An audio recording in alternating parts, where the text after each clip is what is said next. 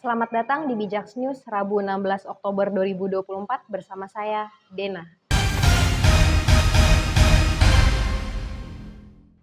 Ide tentang tatanan sebuah dunia baru sudah mulai dicetuskan sejak lama dan selalu diakhiri perang dan konflik berkepanjangan. Kepala Dinas Intelijen Luar Negeri Jerman BND Bruno Kahl mengatakan tujuan akhir Presiden Rusia Vladimir Putin memecah belah North Atlantic Treaty Organization atau NATO untuk mewujudkan tatanan dunia baru. Kahl mengatakan kepada anggota parlemen di Bundestag pada hari Selasa 15 Oktober kemarin bahwa Rusia telah melampaui negara-negara Eropa dalam hal pengeluaran militer selama perangnya dengan Ukraina. Putin akan terus menguji garis merah barat dan semakin meningkatkan konfrontasi, kata Kahl. Konfrontasi militer langsung dengan NATO telah menjadi pilihan bagi Moskow, sambung Kahl. Bulan lalu, Presiden Rusia Vladimir Putin memerintahkan revisi doktrin nuklir Rusia sebagai respon terhadap bantuan militer Amerika Serikat ke Ukraina, yang dianggap Moskow sebagai partisipasi langsung NATO dalam konflik tersebut. Kepala Intelijen Jerman Bruno Kahl mengatakan bahwa tujuan Putin adalah memecah NATO dan menciptakan tatanan dunia baru serta mengusir Amerika Serikat dari Eropa. Putin mendukung tatanan dunia multipolar yang adil, bebas dari dominasi Washington dan menekankan bahwa konflik militer langsung dengan NATO kini menjadi pilihan bagi Moskow. Hal tersebut menuai pro dan kontra banyak negara tentang tindakan Putin tersebut. Hingga informasi ini dikeluarkan, belum ada pernyataan resmi dari Kremlin terkait hal tersebut. Persiapan kabinet baru di bawah pemerintahan yang baru. Presiden terpilih Prabowo Subianto mulai memanggil sejumlah tokoh untuk mengisi posisi para menteri, wakil menteri, kepala badan dan lembaga di kediamannya di Jalan Kertanegara 4, Jakarta Selatan.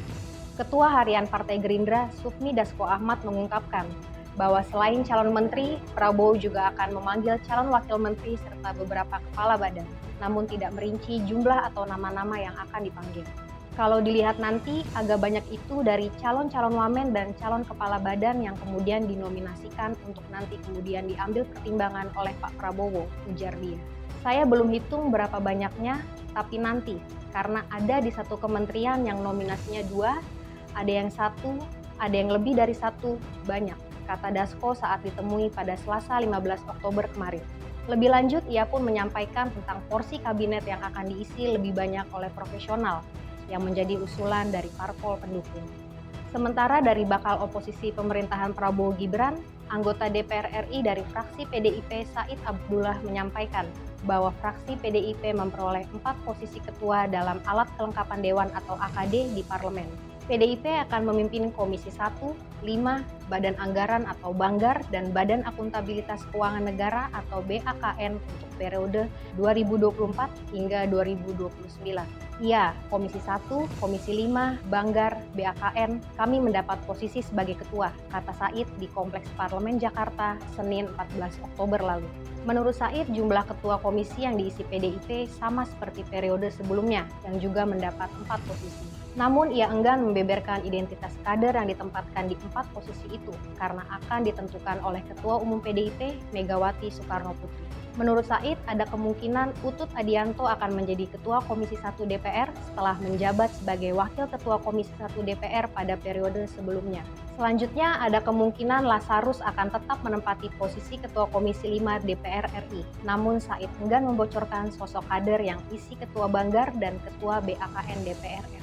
Apakah posisi ini sangat menguntungkan untuk PDI Perjuangan dan mungkin akan menjadi banyak hambatan untuk pemerintahan Prabowo dalam menjalankan program kerjanya, atau akan ada penumpang yang ikut di tengah-tengah kabinet berjalan?